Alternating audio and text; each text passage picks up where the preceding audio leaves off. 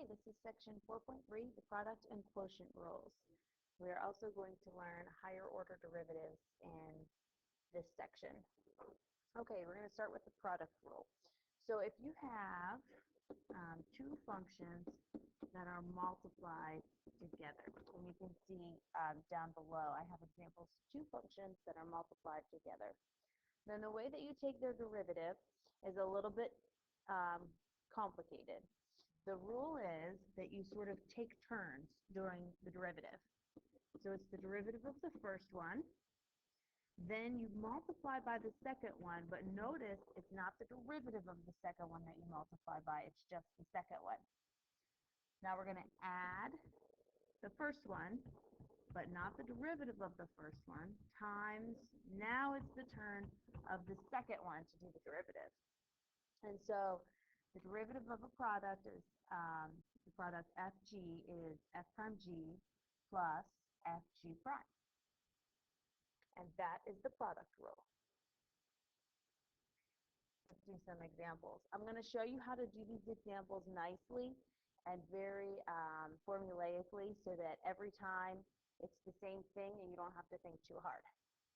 Now I know that you could FOIL this function out, but later on we're going to learn the derivatives of a bunch of functions and you won't be able to FOIL.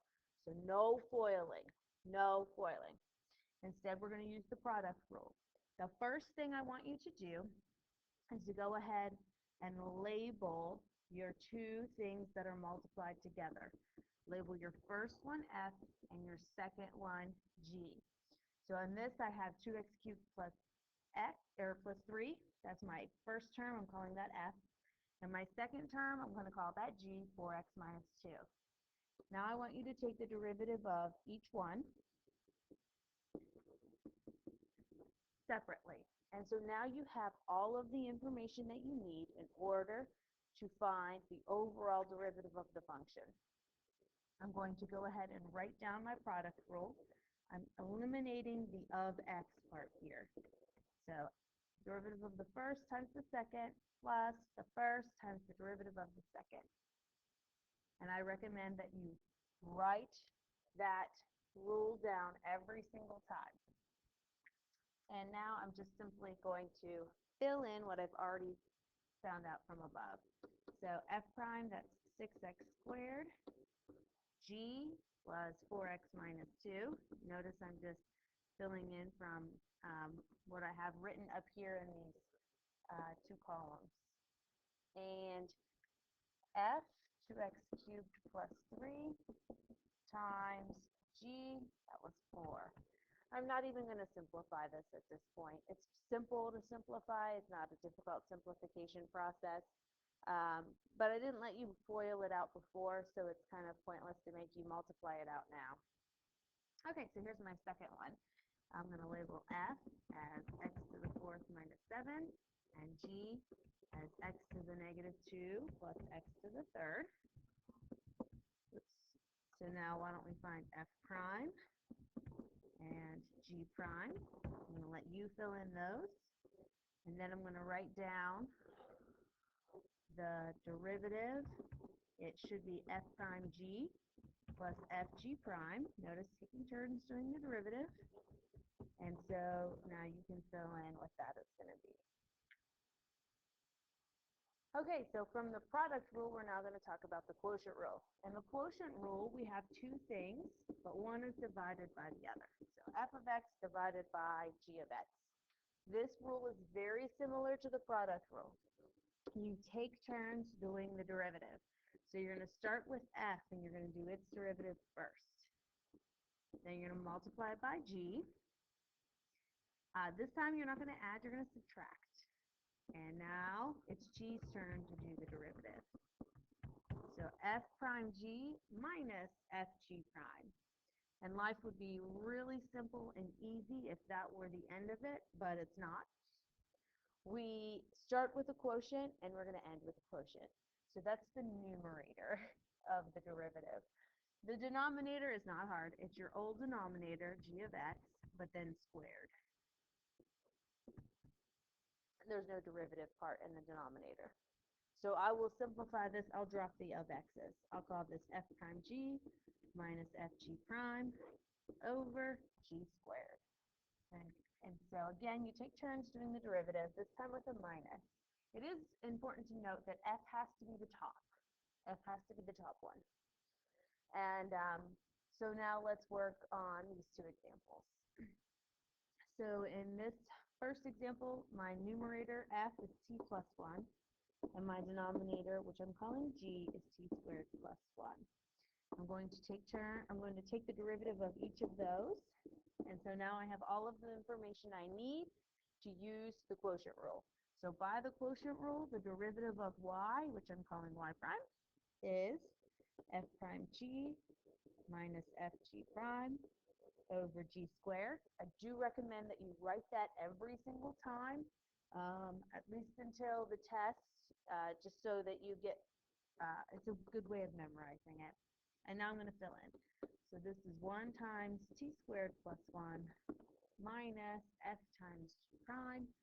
So t plus 1 times 2t divided by t squared plus 1 squared. Now this one I do want to simplify because it's not like the cases with the FOILing and the multiplication where I didn't let you simplify to start with.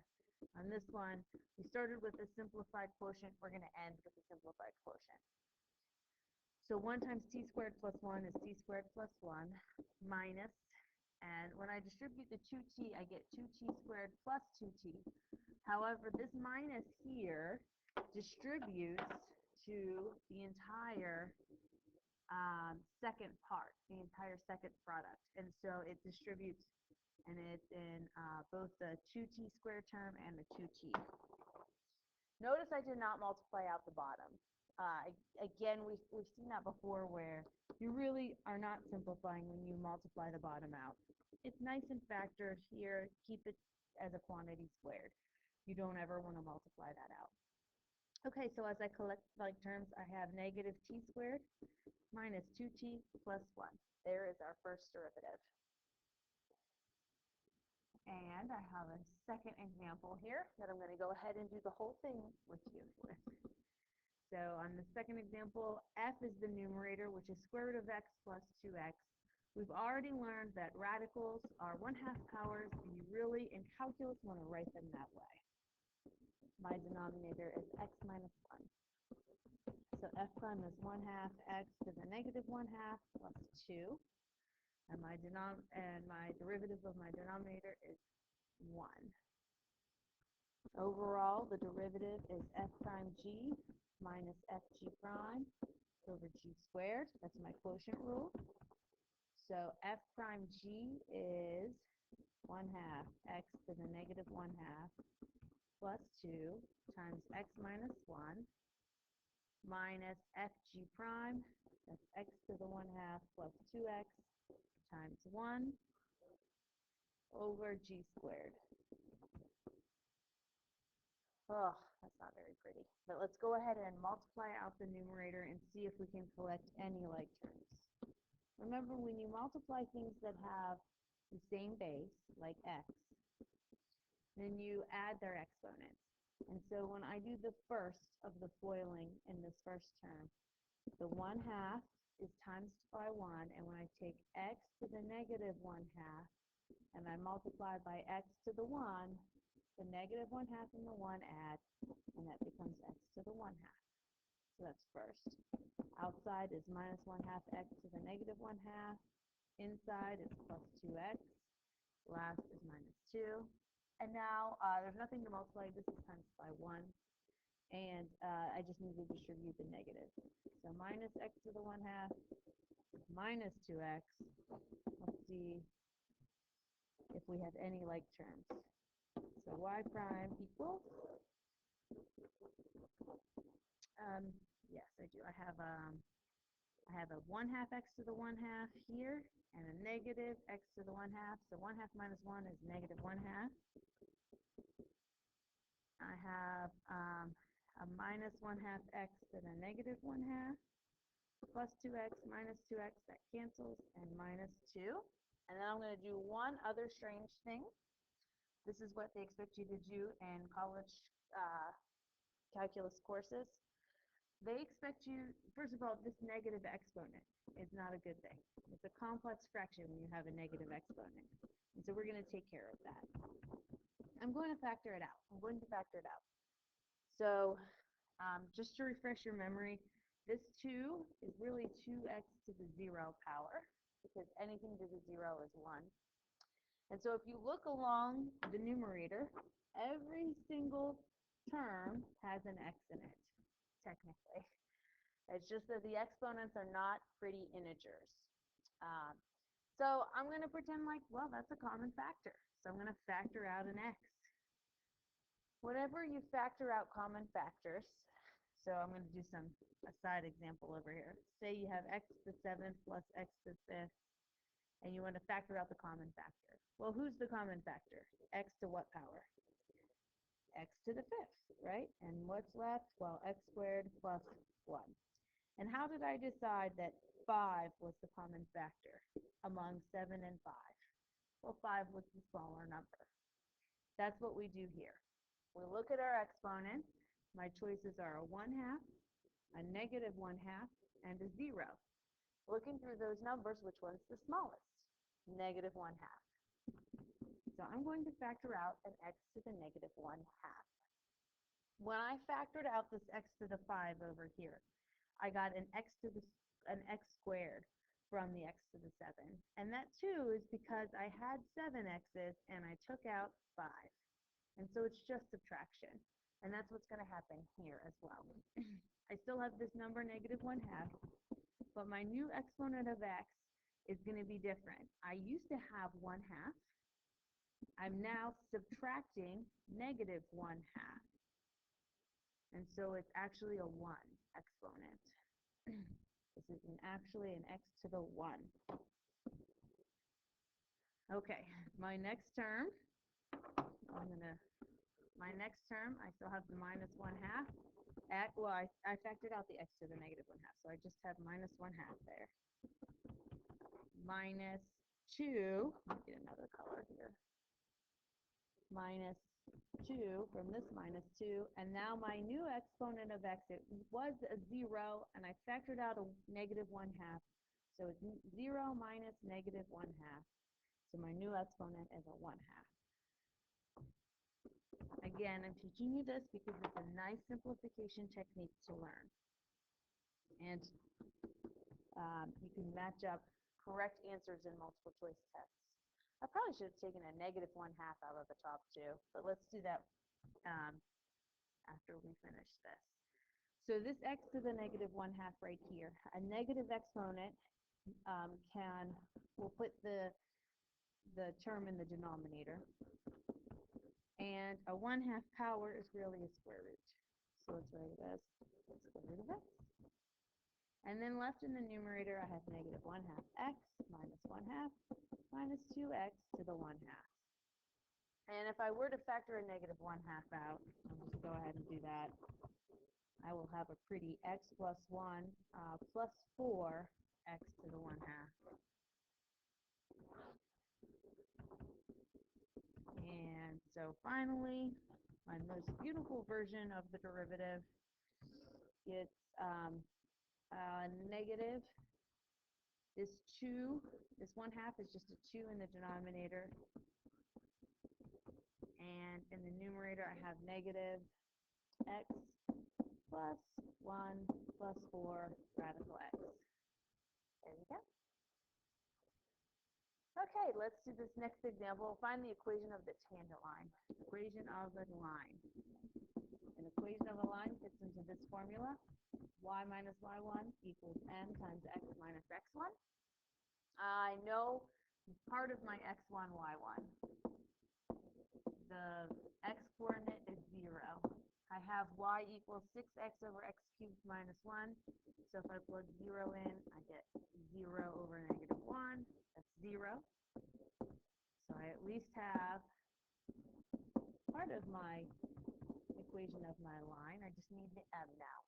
How do I find the m? Well, the m is the slope. The slope of the tangent line is the derivative. So I need to find the derivative. Oh, looky there. It's a quotient, so I need to do the quotient rule. So I'm going to label my top as F and my denominator as G, and I'm going to take the derivative of each piece separately, and then I'm going to plug all four of those pieces into my derivative quotient rule formula, which is F prime G minus FG prime over G squared. So this is going to be 6x cubed plus 1 minus 6x times 3x squared, all divided by my original x cubed plus 1 quantity squared. Now I just need the slope at the point 0, 0. So at x equals 0, the slope of my tangent line is the derivative with 0 plugged in. And I'm going to do that now. I'm not going to simplify before I plug in 0. It's easier to plug in 0 first. So I'm replacing x with 0. Lots of zeros here. So it looks like I get 6 times 1 minus 0 over 1, that's 6. So the slope of my tangent line is 6, and I have y equals 6x as the equation of the tangent line. Okay, you can stop here if you'd like. Eventually, you do need to continue on and do the next part of this, which is higher order derivatives. Okay, so for higher order derivatives, this would be the derivative of the derivative. Why can't we take the derivative of the derivative? Say I have a function y equals f of x. I know how I can take the derivative. I've learned a lot of formulas, a lot of rules for how to take the derivative of a function. So for example, maybe I have the function x to the 7th minus 2x plus 4. Then I can take the derivative of that. That would be 7x to the 6th minus 2. But look at 7x to the 6th minus 2. That in itself is another function of x. I could take the derivative of it. If I took the derivative of y prime, that would be 42x to the 5th. And does that mean anything? Is that significant in any way? Yes, it is. It does have different properties, and we do like to study it. I don't call it y prime prime. I sort of do. I call it the second derivative of y, or y double prime. So I can take the second derivative. That's y double prime. I could take the derivative of the derivative of the derivative. That would be my third derivative. So I have 3 dashes now. And this third derivative is going to be 210x to the 4th. And that's my third derivative. Who's to stop me? I want to do another one. If I do the 4th derivative, I get 840x to the 3rd. I do not want to make 4 dashes. I can no longer count them and keep track of them. And so we have a new notation for how we do this, starting at the 4th derivative. We want to somehow indicate 4, but I'm not going to just write 4, because that would mean y to the 4th power, or that I'm multiplying y by itself 4 times. Multiplying by itself 4 times is not nearly the same thing as doing the 4th derivative. So I'm not just going to use the number 4. I'm going to use the number 4 in parentheses in the exponent, and that means the 4th derivative. And now I can do the 5th derivative equals 2,520x squared. I can do the 6th derivative. I'm getting sick of doing derivatives.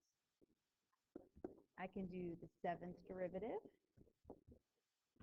And I can do the 8th derivative. Can I do the 9th derivative? Well, sure. I can do the 10th derivative.